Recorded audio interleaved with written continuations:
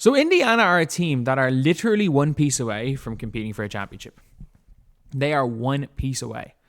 And a lot of people are talking about going for a max player like a Satu Sabally. One, Dallas are going to core Satu. Like, Satu's going nowhere. Tash Howard is there.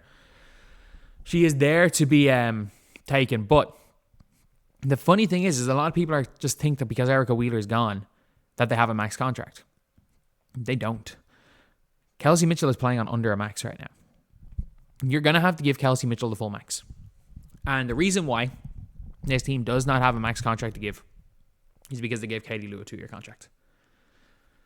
Lou Samuelson, if you guys don't know, is making what of the 4 best players on the Fever, 3 of them, Lexi Hull, Aaliyah Boston, Caitlin Clark.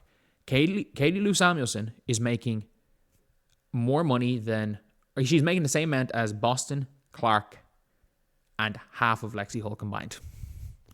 That is how much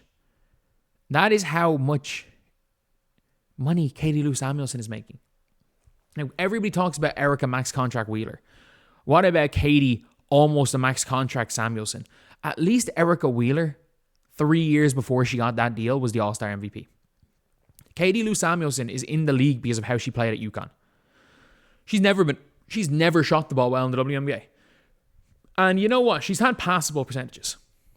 Like a percentage of 30s, low to mid 30s is acceptable as like a player. Like if you are a player, if you're taking high degree of difficulty shots, if you're somebody that is a creator, if you are a lockdown defender, shoots those percentages, if you're a lot of other stuff. If you shoot those percentages and you're just a player, you're fine. But if you are a one-dimensional 3-point specialist who doesn't do anything on the floor other than shoot 3-pointers, and you are a below league average 3-point shooter, like, I don't know. It's like, she's like, imagine if Doug McDermott shot like Dwayne Wade. If you had Doug McDermott out of Creighton, like how good he was 10 years ago, and suddenly he came into the league and couldn't shoot the ball. Like we saw what happened to Nick Stauskas. Man got traded. They realized after 2 years that he couldn't play basketball. It wasn't 1 year.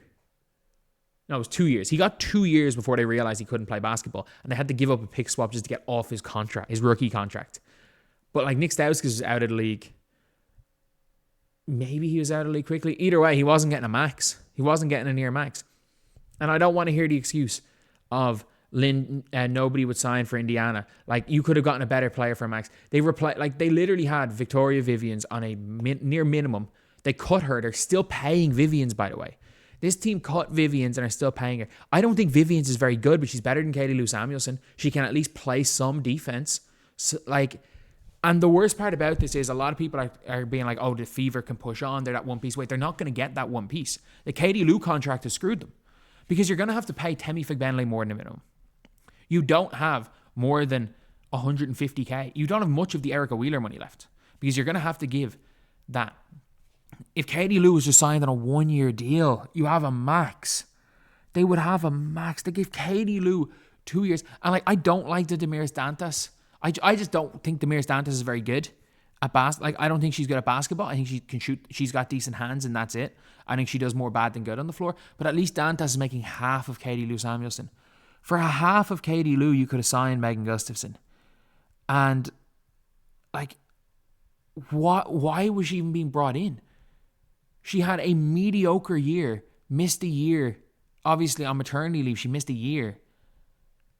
And she had a very mediocre 2022 season.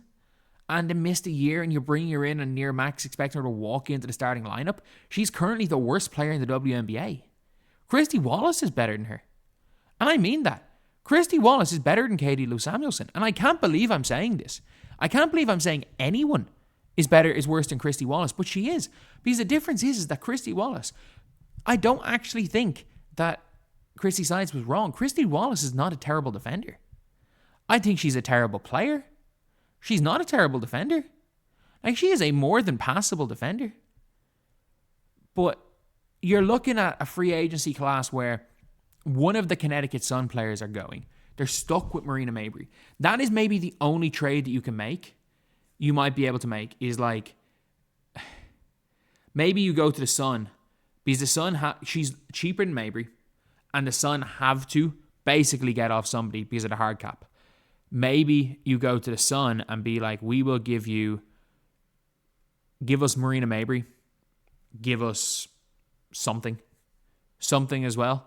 If they don't win with Marina Mabrey this year, like, this is a 1-year rental. If they want to keep Dejanay, we'll give you an Alyssa Smith and Katie Lou. And like, if I'm Lynn Dunn, that's the only thing I'm doing in this offseason. I am trying to see how much I have to give up to get off her contract, because this team can be very good sooner rather than later. They just can't. They can't, while Katie Lou's on the team making more money than making 3 rookie contract players worth of contract. Like, you cannot be good when Katie Lou Samuelson's on a near max.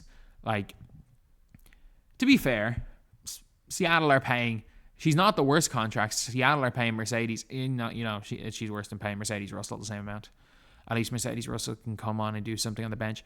Katie Lou Samuelson is averaging like 0.8 points per game since the Olympic break. Like, an average Wednesday was Katie Lou playing 10 minutes on in crunch time, scared to shoot the ball, scared to play defense. She wrapped up Kelsey Plum for no reason on a fast break, and they had a 4-point play off that, of just giving up just dumb stuff. She can't rebound, really. She's like a C- passer. And whatever about Katie Lou, like, we got to treat this like it's basketball. At the end of the day, we have got to talk about this like it's basketball. If we don't talk about this like it's basketball, just because Katie Lou is obviously a very nice person, then I don't know. We got to talk about WNBA just like it's NBA.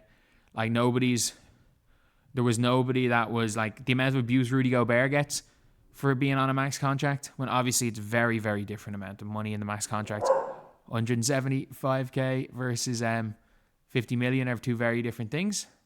And yeah, that is, but like, the amount of abuse he gets, the amount of abuse these max contract players that don't allow their team flexibility, Bradley Beal get, it's the same way in the Katie Lou contract, and it's not her fault.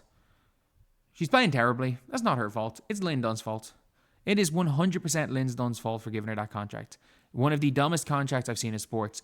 And thankfully, everyone's a free agent other than rookies in 2026. And there is a possibility that Indiana have the 2 best players in the W on rookie contracts. In the year 2026, the only players that on rookie contracts that might be better, Paige Beckers maybe. Paige won't be Caitlin Clark good, more than likely. She won't have that type of an impact, but she could end up being nearly as good, maybe.